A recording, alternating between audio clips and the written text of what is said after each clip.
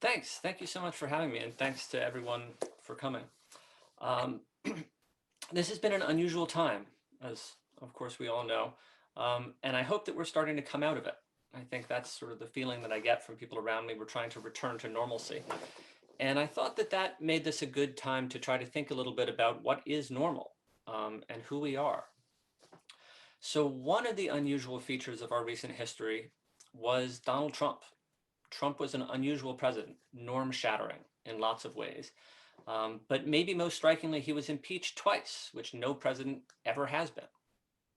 And what were these impeachments about? There was a common theme, which was that he was trying to influence his reelection prospects.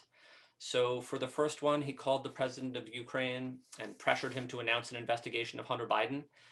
The point of that was to try to damage Joe Biden politically because Trump feared him, rightly it turned out, as a general election opponent. Um, and that probably seems a little bit strange, trying to get a foreign power to influence our elections. It might seem corrupt. It might seem a little bit par for the course in terms of Trump's norm-breaking behavior. But then the second impeachment, that was about something even more unusual. This incitement of an assault on the Capitol, where protesters stormed the building trying to stop Congress from certifying Biden's electoral victory. That must seem completely unprecedented, totally anomalous, very abnormal, right? It's not who we are, people say. But if you think about it, there are some reasons to say that actually this is in some ways more normal than you might think. This is in some ways more who we are. So there are two parallels, one structural, one historical. I'm going to take the historical one first, then I'm going to talk about the structural, and I'm going to try to end on a slightly optimistic note. Right? This maybe doesn't sound like I'm going in an optimistic direction, but I'm going to try to end on a slightly optimistic note by thinking about what we can do going forward. So if we're trying to situate recent history in the broader sweep of American history, we should think about what else is happening. One of the things that's happening is relatively recently, back in 2013, the Supreme Court invalidated the crucial parts of the Voting Rights Act of 1965. And states following that enacted a bunch of new restrictions on voting. And we're seeing a fresh wave being teed up in state houses right now in response actually to the stolen election narrative that was being pushed about the 2020 election. And all of that, when you put it together, is a pretty strong echo of a different period in our history. So America starts, with slavery. It starts with white supremacy. It starts with very little concern for equality. If you look at our founding documents, the founding Constitution, the Declaration of Independence, the idea of equality as something that the government should promote is really not in there. Equality enters our Constitution after the Civil War with Reconstruction. And then for about 8 years, we have the reconstructed South. We have integrated governments. We have integrated public schools and police forces. But that's not normal. That's not who we are in the sense of what America is usually doing. Reconstruction is preceded by over 200 years of slavery. It lasts, I said, about 8 years. And then it's followed by redemption. So during redemption, the federal troops that protected elections in the South are withdrawn. The states take away the voting rights guaranteed by the 15th Amendment. The Supreme Court says it can't intervene. The Supreme Court invalidates some civil rights laws. And armed mobs attack legitimate governments to take back power from those integrated Reconstruction governments because they don't like the way elections are coming out. So we don't talk about redemption enough, I think, in our schools, for instance. I think we don't make this as big a part of our history as it should be. The transfer of power from the legitimate Reconstruction governments to the redeemers of the South. But that's what happens. The Southern whites take back power, and that period lasts almost 100 years. So then we get the second Reconstruction. We get the Warren Court, the Civil Rights Movement. Maybe most important, the Voting Rights Act of 1965. So from about maybe 1954 to 1979, the Supreme Court is progressive, and you've got the Civil Rights Movement. You've got mass protests for equality. Not very popular in their time. If you look at public opinion surveys, People take a dim view of the protests. They take a dim view even of figures like Martin Luther King Jr., now who are revered. But society does move forward to make the promise of the Reconstruction Amendments a reality. And that lasts again for maybe 25 years. But since then, you could say maybe for the past 40 years, the period that we've been in politically, jurisprudentially with the Supreme Court is really like a second redemption. And it culminates maybe in this overt attempt to overturn an election by force. And that's shocking to us. And it's a little bit surprising that it happens on a national scale rather than a local scale, because the first redemption was regional. But it's less shocking if you understand the experience of the integrated Reconstruction governments. And then the question is, how does this relate to the structure of our constitutional system? And what I want to say about that is that there's an unfortunate sort of echo between illegitimate political moves, such as calling Ukraine and voter suppression and attacking the Capitol, and legitimate ones, things that are just the way the system works. So if you want to say what's wrong with what I've been describing, one way of saying that is it's the attempt of a minority to take and hold power by frustrating the will of the majority as expressed in free and fair elections. And that also probably seems abnormal. That's not who we are, because America is a democracy, and we have this fundamental principle of majority rule. But in fact, our constitutional system actually gives you minority rule sometimes, on its own or with only a little help. And it does this with all three branches of the federal government. So with the presidency, you all know, I'm sure, the Electoral College means that a person can lose the popular vote and still win. So we don't vote directly for president, we vote for electors. Each state gets a number of electors equal to its number of representatives and senators, and it's the electors who decide who wins the presidency. All states except for Maine and Nebraska also follow the winner-take-all system, where the winner of the popular vote in the state gets all the state's electoral votes, no matter how close the margin is. So very clearly, it's possible to win the electoral vote and lose the popular vote.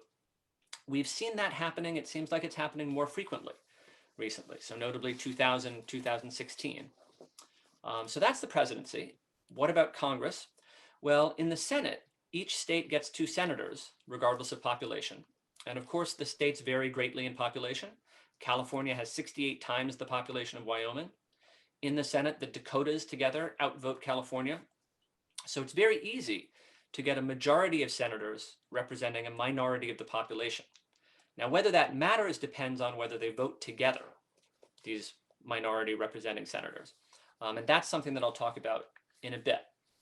Minority control is a theoretical possibility, but it's not going to happen in the real world unless there's something that brings together the right people, the minority that can actually take power. And in the Senate, what that would mean is basically the right states, the low population states. Now, in the House of Representatives, the number of representatives is determined by population. So you don't get malapportionment between states in the same way. But you can still get minority control because it's possible to draw district lines so that a minority of voters in a state can elect a majority of that state's representatives. And this is what's called the partisan gerrymander. Basically, the way you do it is you give up on some districts, you pack as many of the voters of the other party as you can into those districts, and then you distribute your voters for maximum control. So give yourself a majority in as many districts as you can. And here you see very clearly how the right people, the important minority people, get brought together. That happens when the state legislature draws the districts. And the right people, the ones that the state legislature wants in power, get very carefully distributed through those districts so that they can control a majority. So now I've said a minority can also control Congress, both the House and the Senate. And what about the third branch of the federal government, the judiciary? Well, this is actually the easiest, or at least it follows from the other two, because of course the federal judiciary isn't elected. If you look at Supreme Court decisions, they do often trend they tend to track popular opinion, at least on some issues, but the courts aren't directly subject to popular control through elections. Instead, you have the Senate nominating justices, you have the president nominating justices and the Senate confirming them. So you can easily see how you could have a president who loses the popular vote, nominates a justice. That justice is then confirmed by senators who represent a minority of the people. Add in your partisan gerrymander, and now a minority is in control of all three branches of the federal government. And there can even be a sort of feedback effect if the minority installed justices on the Supreme Court approve devices that help the minority stay in power, like the partisan gerrymander, or like restrictions on voting rights that have partisan effect. So it's possible under our system for a minority to take over and then use various devices to lock itself in power. And again, we should ask the question, is this normal? Is this who we are? Well, one way of asking that question is it happening? And if you had considered these possibilities maybe 20 years ago, they probably would have seemed outlandish and unlikely. But now they should seem pretty familiar because they're very close to actually happening. In 2016, of course, Trump lost the popular vote by about 3 million, but he won the Electoral College. In 2016, the Republicans did win the popular vote for the House. They won by about 3 million. They ended up with a 239 to 193 majority. But in 2012, the Republican House candidates lost the popular vote. They lost by over 1 million, but they still ended up with a 31-seat majority because of the partisan gerrymander. And in the Senate, it's now evenly split, but the Democratic senators represent far more people than the Republicans do. If, for instance, the Republicans had won the Georgia runoffs, you would have had a 52 to 48 Republican majority representing 20 million fewer people. And as for the Supreme Court, the last three appointments, Gorsuch, Kavanaugh, and Barrett, all of them were nominated by a president who lost the popular vote. And all of them were confirmed by senators who represent less than half of the population of the country. And then what has the court done? Have we seen the sort of lock-in effect with cooperation between the branches? Well, the Supreme Court has refused to address the partisan gerrymander, splitting along party lines. They've said courts aren't going to interfere. They've struck down the heart of the Voting Rights Act, again, along party lines. And they've suggested that they're going to approve lots of voter suppression laws. So now maybe we should ask, where do these minoritarian features come from, or why do they have this effect? And again, the question is this normal? Is this who we are? Is this how the Constitution is supposed to work? And the first encouraging point is that the answer to that question is no. This is not how the Constitution is supposed to work. It is not supposed to empower a minority to take and hold control. So it's not who we are by design. People argue about the origins of the Electoral College, but as I read the history, it's really there for three main reasons. The first is that the framers worried that average voters wouldn't know enough about candidates from outside their region. So they wanted to give the choice to better informed voters. Second, the framers didn't want states to feel pressure to expand their franchise, which a popular vote might create, because if Virginia, for instance, let women vote, suddenly you've got twice as many Virginia voters. You're more likely to get the president Virginia wants. But then Massachusetts will do the same thing to enhance Massachusetts' voice, and so on. So if you use a popular vote, there's a pressure on states to expand their franchise. And then third, slavery. So slavery is the answer to a lot of why is our country like this questions. The Electoral College is no different. With the Electoral College, slave states wanted extra voice for their slaves. The 3/5 compromise gave them that in the House of Representatives. And if you use the number of representatives to determine the number of electors a state gets, the Electoral College amplifies the voice of the slaveholding states. So none of those sounds like a good reason nowadays, I would hope.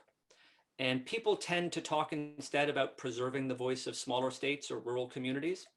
But that's not really what the Electoral College does.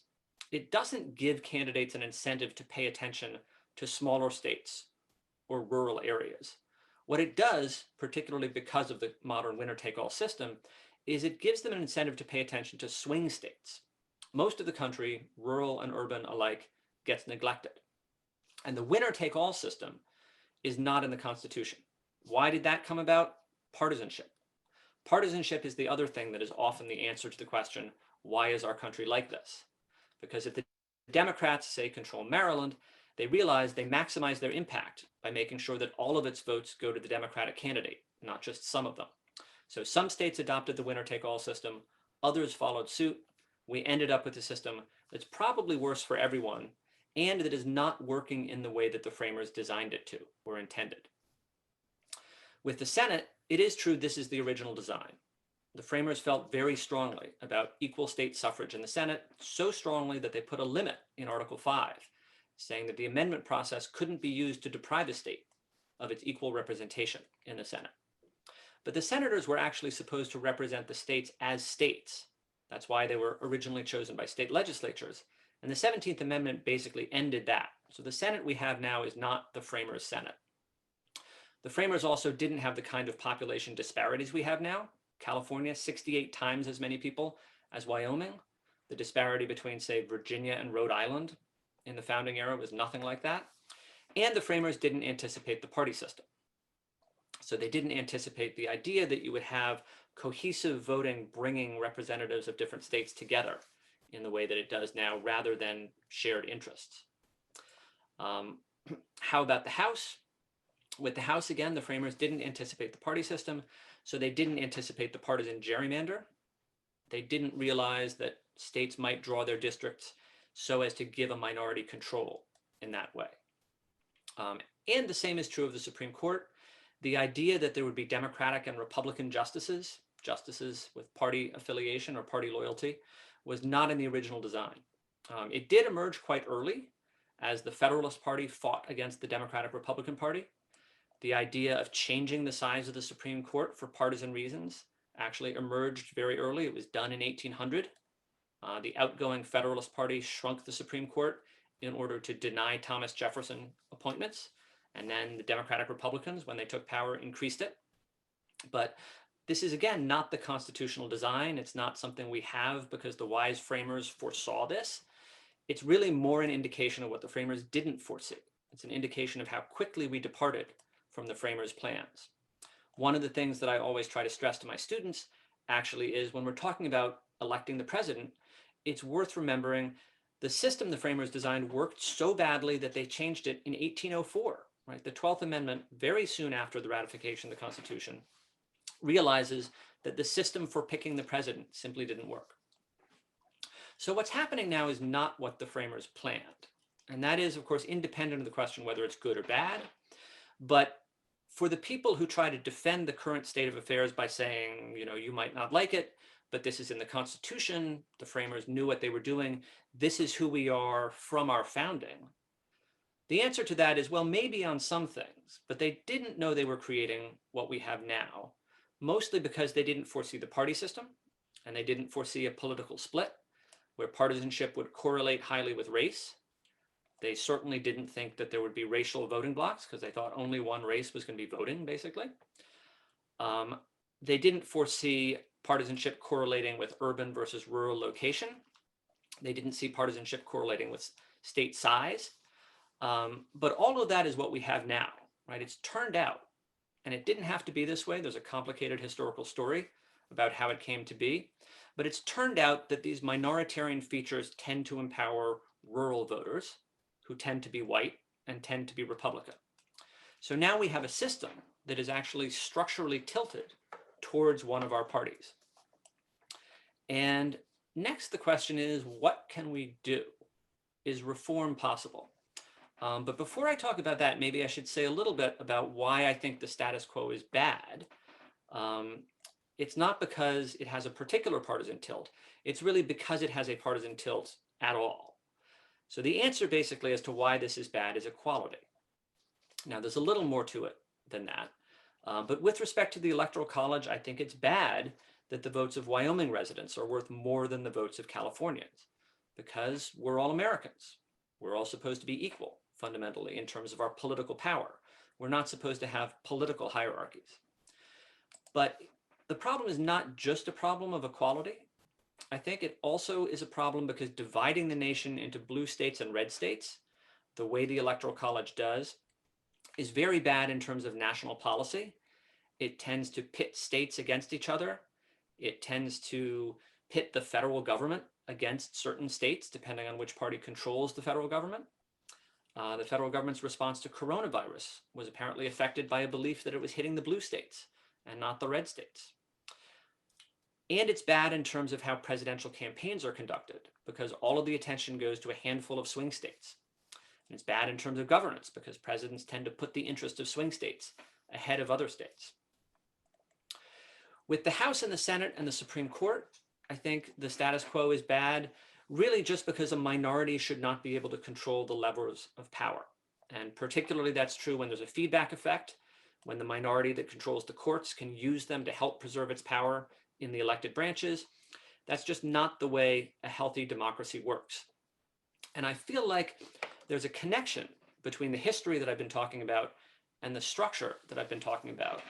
Because if you have a constitutional system that says to a party, you can hold power even though you're a minority, if you work the system the right way, if you gerrymander your House districts, if you get small states to join together in the Senate, you can hold power as a minority. I feel like you send the message to that party that minoritarian governance is okay, and maybe reducing voter turnout is a legitimate goal. And maybe voter suppression that has partisan effect is a legitimate way to play the political game. So I feel like there's a tendency to be more accepting of redemption style politics, the historical element, because of minoritarian control, the structural element. So what can we do about it? What can we do about this going forward? Well, with the presidency, there are two easy answers, and they're easy conceptually, which is not to say that either is necessarily easy to do. But first, we could eliminate the winner-take-all system. And this is clearly up to the individual states. They could do it on their own if they wanted. The bad news there is partisanship makes it unlikely. This is sort of like unilateral disarmament. Maybe we could get states to agree to a system where if all of them sign on to an agreement, then they all get rid of the winner-take-all system. But you probably couldn't get every state to agree to that. So the other option, which might actually be easier in practical terms, is getting rid of the Electoral College entirely. Now, you can't do that directly because it's in the Constitution, so it would require a constitutional amendment. And getting a constitutional amendment on an issue that has a partisan dimension is probably impossible nowadays. But you could try to do an end run around the Electoral College by having states agree to award all of their electors to the winner of the national popular vote. If enough states to get you 270 electors agreed to do that, then the agreement would become effective and we would have a de facto national popular vote. This is underway. It's called the National Popular Vote Compact. States continue to join it, but unsurprisingly, the red states are tending not to, so it's not clear whether we can get to 270 with that. But that's how to reform the Electoral College. With the Senate, what could we do?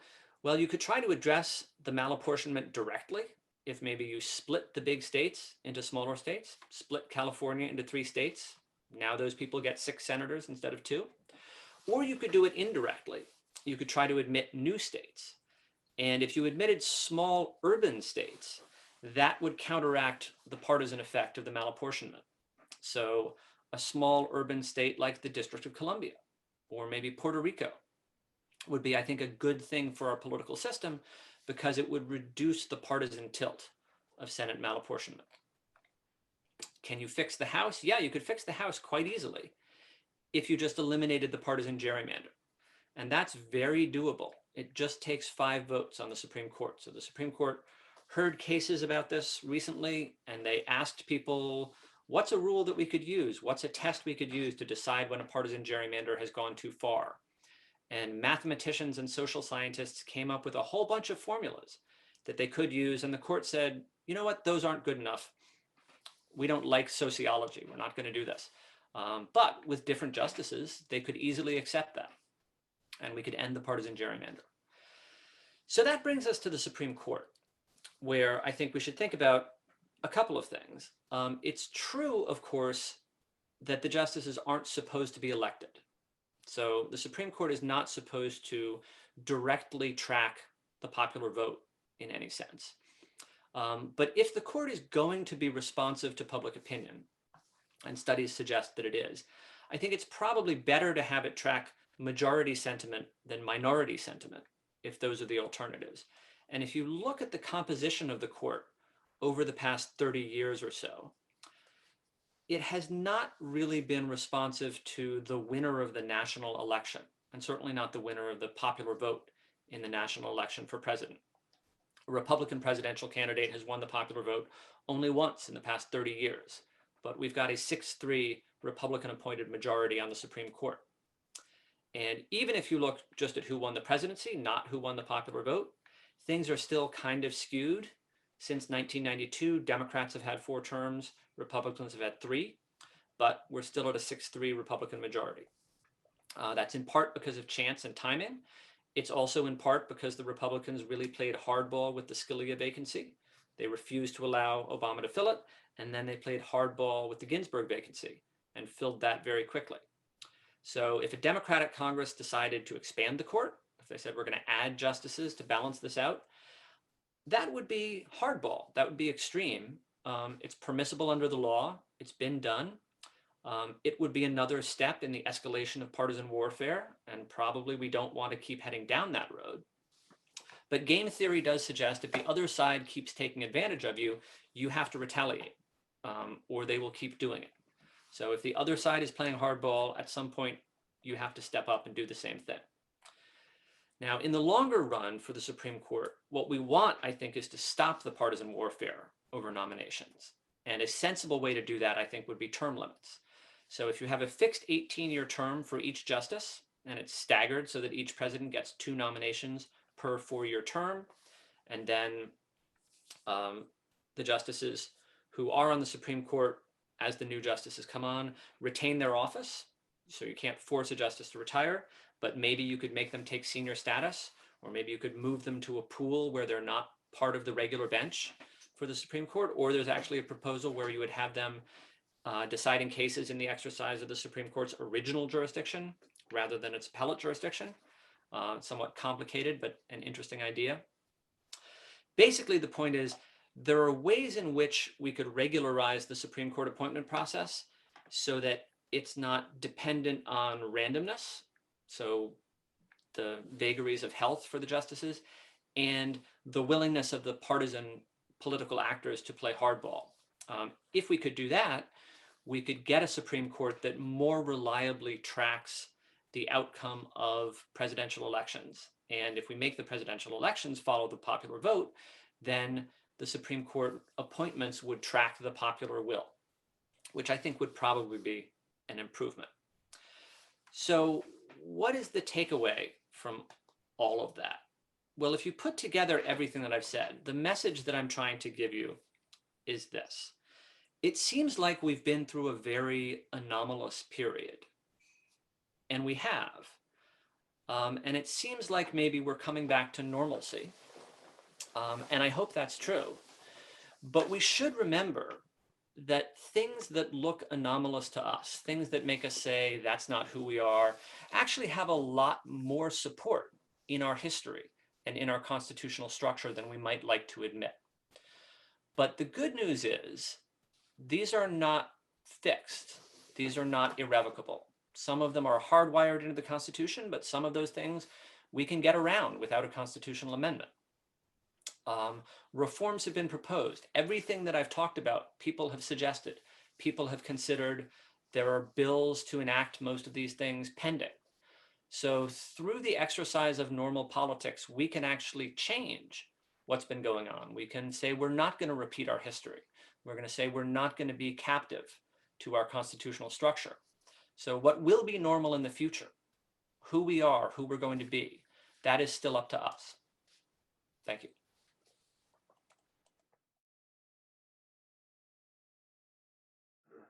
Thanks for a wonderful talk. Has recent events written the impeachment clause out of the Constitution? Yeah, I think that recent events show us that impeachment is not a real constraint on the president. And that's because of the party system. So what we've seen is party loyalty is an overwhelming force. The framers had this idea that political office holders would feel a sense of loyalty to their office. so that if the president tried to expand his powers, Congress would push back, and you'd have this natural rivalry between the branches of government. And I think the second impeachment, the first impeachment was bad enough, but the second impeachment shows us the most literal embodiment of what the framers thought impeachment would respond to. The president directs an attack on Congress, and Congress does not defend itself. Congress acquits with a more or less party line vote. So I do think in our current political climate, it's pretty clear for at least one party, possibly not for both parties, but for at least one party, impeachment is not a viable means of controlling the president. Thank you. Chuck O'Neill. Yes, very good talk. I appreciate it, especially since I agree with most of what you said. One thing though that I didn't hear you mention, and it seems to me would be a good thing, would be the problem with gerrymandering in the House is winner take all single member districts. And if we went to multi-member districts with proportional representation like ranked choice voting, then that would automatically solve the problem of how you draw the lines, because you couldn't draw the lines in any way that would benefit a party. I was just wondering what your opinion of that is. Yeah, I think that's a good and interesting idea. I mean, I feel like if we get rid of the partisan gerrymander, if we put judicial constraints on that, then multi-member districts wouldn't be the only solution. But I think multi-member districts are a good solution. Thank you. Sylvia? Yeah, thank you so much. That was fascinating. So much to think about. I'm curious about your use of the word redemption, which almost has a positive tone. And I'm thinking about the work of Reverend William Barber. He talks a lot about Reconstruction and the reaction to it. And he uses a stronger term. He talks about backlash every time, we have a reconstruction that's helpful, that there's this backlash. And you're using the word redemption. I'm curious about the choice of that word and what that means. And yeah, so I'm using the word redemption because that's the description in the historical literature. If you want to be accurate, it's a backlash, definitely. You could call it a white lash. Actually, I think some people do that. The way that it's described by the people who are doing it is it's the redemption of the South. And in a sense it is, in that it's redeeming and restoring more or less the status quo before the Civil War, before Reconstruction, to the extent that they can, and they can't go all the way back because the 13th Amendment bans slavery, but they go back as far as they can towards that. Redemption we do talk about usually in a positive light. We think about it as restoring something good, and here they're restoring something bad. But because they were the people who described it, they say that they're restoring something good. They call it redemption. And this is maybe a legacy of the fact that Southern historians gave us our first understanding of Reconstruction and dominated the historiography. Until relatively recently, I mean, maybe 40 years ago or so, there was a significant change in the presentation of Reconstruction. But the term comes from the people who did it. They called themselves the Redeemers. And it's sort of true in a factual sense that they were redeeming the pre-Civil War South. The question is just whether that's a good or bad thing. And nowadays, I think we rightly perceive it as a bad thing. okay, thank you.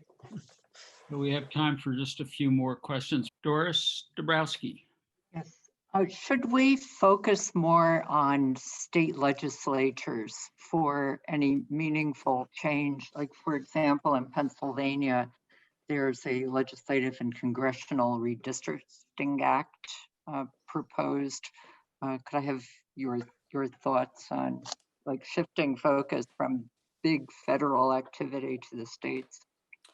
Well, I think that big federal activity is good. I think the federal government can be a powerful force for good. I think the Voting Rights Act of 1965 is the best example of that. And I think that there's a pattern in civil rights struggles and struggles for equality where eventually you need the federal government to bring the recalcitrant outlier states into line. So ultimately, you need to have the power of the federal government on your side to really make rights a reality for the whole country. But part of what I've been describing is the fact that a minority, so you would think you've got the majority and the federal government working against the minority, a minority can take control of the federal government. But that's in part dependent on the minority's ability to control state governments also and do things like enact partisan gerrymanders for congressional districts. So definitely, if you start at the local level and then you build up to the state level, that's what's going to give you a fairly representative federal government. It's sort of purifying the democratic process at the lower levels so that it percolates up to the federal government and gives you a federal government that isn't gerrymandered to allow for minority control. So I think, probably you do need to start at the state level, and you need to have state level actions in place in order to make sure that the federal output is a true reflection of popular will. But then ultimately, I think you do want the federal government too. Thank you. And Ken, you're going to have the last word. I think that Republicans think that making the government more responsive to the will of the people is an existential threat. And I think that they are kind of right. They would at least have to change. They could not, I don't think, be the party of Trump. And therefore they don't, well, first of all, therefore they view this like a narcissist who's trying to be deposed, and they will, hold on with white knuckles to everything they've got. But secondly, I don't see this, I can understand why these things which seem like sort of neutral, don't we want the government to express the will of the people, are in fact sort of attacks on the Republicans, at least as we know them. So how do we deal with the fact that something that's neutral isn't neutral, depending on how you look at it? Thank you. Well, I think that we try to get as much support for neutral good government measures as we can, because I understand some of what people say, and I think it is consistent with our system and desirable to have limits on what the majority can do. So, we've got constitutional rights that aren't subject to majority debate, and we've got supermajority requirements for some things. But what I've been describing is not the majority being unable to get its will, it's the minority being in control. And that's a very different thing. And I think that we should be able to present that to most people as undesirable and not the way the system is supposed to work. Because it's not supposed to be that a minority can take control and lock itself in and prevent a majority from voting out representatives that they don't want. And it's true, you're exactly right. This is kind of an existential threat to the Republican Party, and the Republican Party has considered this. And they've had, the post-mortem after the 2012 election loss, and they decided, or they considered the question of whether they wanted to be the party of older white men. And they decided to go that way. And they can increase their turnout and they can increase the intensity of feeling among their base. But if they have a small base, then they also have to rely on voter suppression. And at some point, you just have to hope that that strategy can't be a winning strategy anymore. And then they have to start trying to appeal to a broader base of voters.